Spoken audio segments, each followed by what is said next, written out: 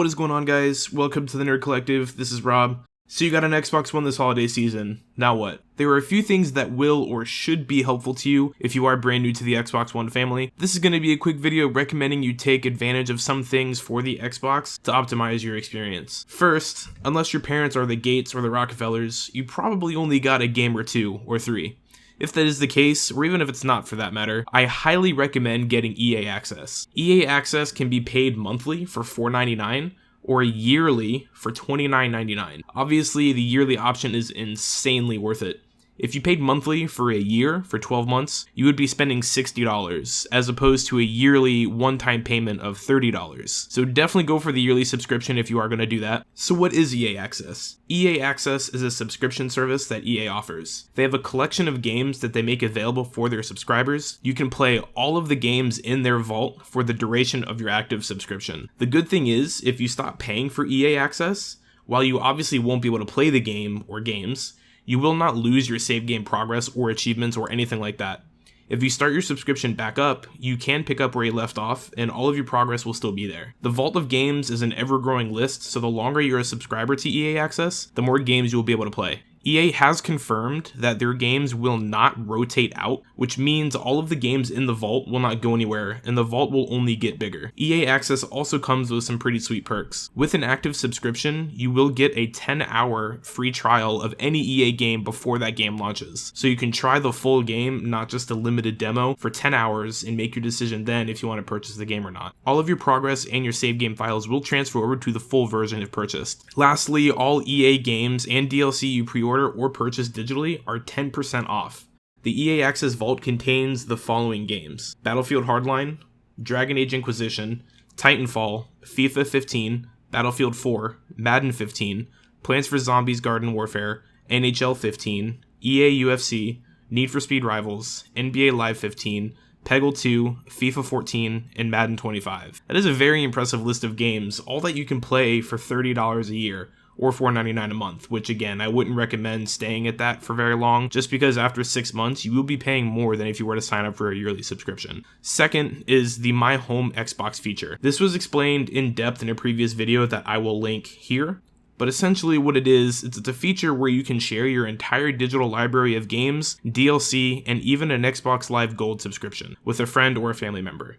Just make sure you're doing so with a trusted friend or a family member, as this does require the exchange of account credentials. So pick someone you know and trust who has games you want but you don't have, and you can share those games for as long as you are set up to share with that person. More free games. Who doesn't like free games? Number 3, you're going to probably want Xbox Live. If you aren't going to be game sharing with someone with an active Xbox Live Gold subscription, you're going to want to purchase that. If that hasn't been done already, of course. Xbox.com sells a 1 year of Xbox Live Gold for $60 or a 3-month membership for $25. That is kind of steep, but don't worry your pretty little heads, because there is an awesome website called Kinguin.net. Kinguin sells all sorts of games and other codes for much cheaper than what you would find on Xbox.com or Amazon. Kinguin.net sells currently a 1-year gold membership for $42, so that'll save you about close to $20 as opposed to what is offered on Xbox. One good thing to pay attention to is the seller's completed orders and the seller rating. For example, this seller has completed over 100,000 orders and they have a 5-star rating, meaning they've successfully completed that many orders and people were happy with it. I myself have used this website for many membership codes and PC games. They also offer buyer protection for cents on the dollar to give you that extra layer of protection if something were to go wrong. Another good reason to have Xbox Live Gold is the Games with Gold program that Xbox offers. What they do is every month they offer free games with those who have active gold memberships with Xbox Live. Again, more free games. And my last recommendation here is going to be the under the hood settings on the Xbox itself. Under settings on the Xbox One, you will notice a personalization section. From there, you can change your dashboard background to a custom image of anything you want, a screenshot that you've taken in-game, or even achievement art. You can also change your console color and set the tile transparency. Under personalization is also going to be where you'll designate the My Home Xbox as well for game sharing if you do that. And then we come to the power and startup. From here, you're going to want to select power mode and startup. In here will be some options for you. The first being the power mode. I would recommend you change the power mode to instant on, if not already.